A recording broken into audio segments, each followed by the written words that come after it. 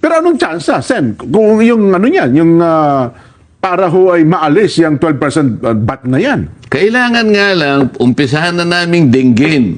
Kaya nga sabi ko,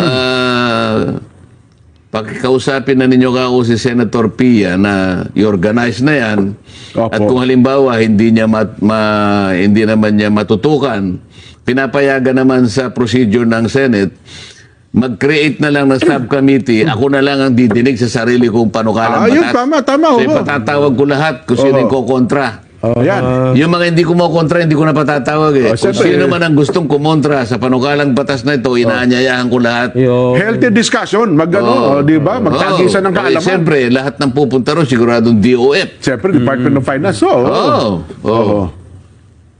Kasi malaki-laki talaga yung mawawala sa kanila. Pagkatapos ngayon, kailangan doon sa baba. Ganito kasi bicameral tayo eh. Kahit sabi ko kay Paolo, bunahin nyo na dyan. Sana madinig nyo na dyan. Opo. At sabay dinidinig na sa Senado. Pagkatapos kung may conflicting tayong dyan, wala naman siguro dahil pareho lang naman ang pinail natin. Yes po. Edi para mapirmahan ka agad ng presidente. Pag napirma ng presidente, magiging batas ka agad. Ayun. Aalisin na yung VAT sa lalo madaling panahon. Ano?